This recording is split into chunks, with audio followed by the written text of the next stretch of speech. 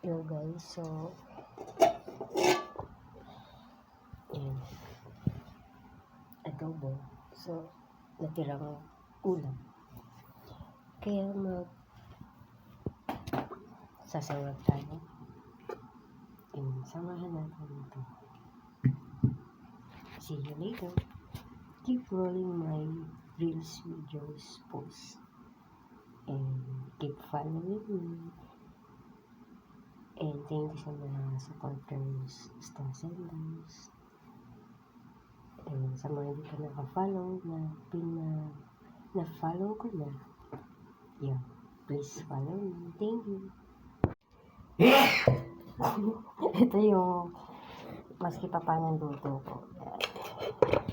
Yan, kanina natira. Ito, scramble na natirang adobong manok. Tapos, yung hotdog at talong. Yan, lagyan natin ng sibuyas, kamatis, itlog, bawang. At ito yung sinang.